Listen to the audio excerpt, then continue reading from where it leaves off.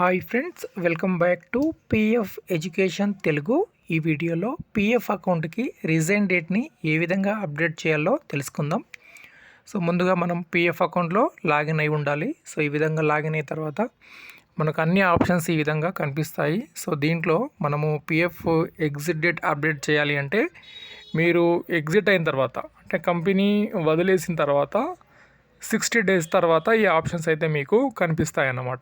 So ఇక్కడ మనకు manage అనే ఆప్షన్ ఉంది కదా ఫ్రెండ్స్, ఈ మేనేజ్ పైన ఆప్షన్ పైన క్లిక్ చేస్తాము. క్లిక్ చేసిన తర్వాత ఈ విధంగా ఓపెన్ అవుతుంది. ఇక్కడ మనకు అన్ని ఆప్షన్స్ కనిపిస్తాయి. దీంట్లో మార్క్ ఎగ్జిట్ అనే ఆప్షన్ ఇక్కడ కనిపిస్తుంది అన్నమాట. ఇక్కడ మీరు చూస్తున్నారు మార్క్ ఎగ్జిట్. సో దీనిపైన క్లిక్ చేయాలి. క్లిక్ చేస్తే ఈ విధంగా ఓపెన్ అవుతుంది.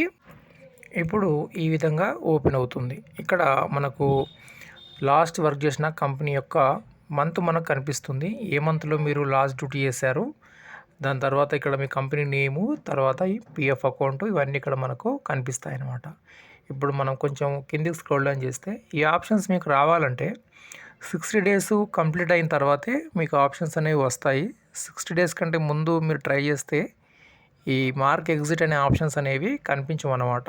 అప్పుడు మీకు వెయిట్ చేయమని ఉంటుంది, మీరు వెయిట్ చేయాలి. సో ఇప్పుడు ఒకసారి కిందికి స్క్రోల్ డౌన్ చేద్దాము. ఇప్పుడు ఈ విధంగా ఓపెన్ అవుతుంది. ఇక్కడ select EPF date of exit అని కనిపిస్తుంది కదా, select date of exit EPF అని కనిపిస్తుంది. సో దీనిపైన క్లిక్ చేస్తాము. క్లిక్ చేస్తే ఈ విధంగా మనకు క్యాలెండర్ అయితే ఓపెన్ అవుతుంది.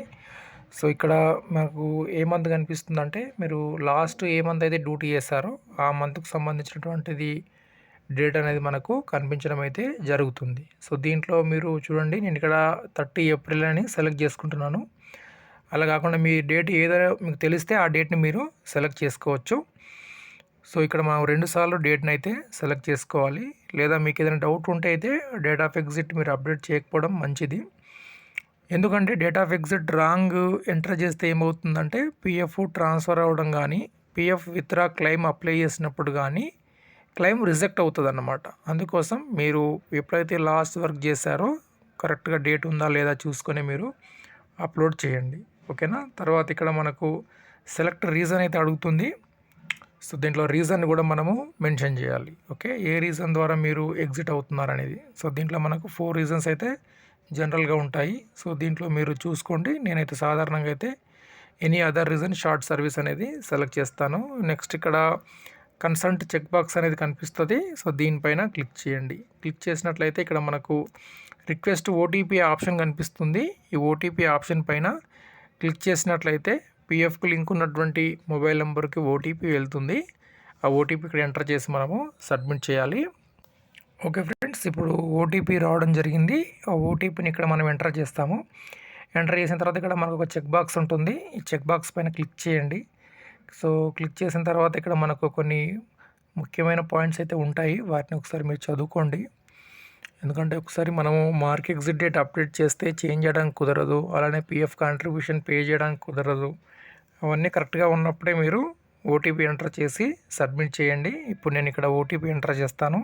ఓకే ఫ్రెండ్స్, ఇక్కడ ఓటీపీ ఎంటర్ చేసిన తర్వాత చెక్ బాక్స్ పైన క్లిక్ చేయండి. క్లిక్ చేసిన తర్వాత ఇక్కడ సబ్మిట్ అనే ఆప్షన్ కనిపిస్తుంది కింద. సో మీకు ఏమాత్రం సందేహం ఉన్నా డేట్ ఆఫ్ ఎగ్జిట్ అప్డేట్ చేయకపోవడం మంచిది, ఓకే. ఇక్కడ సబ్మిట్ పైన క్లిక్ చేస్తాము. ఇక్కడ మరొకసారి మనకు అలర్ట్ అయితే చూపిస్తుంది.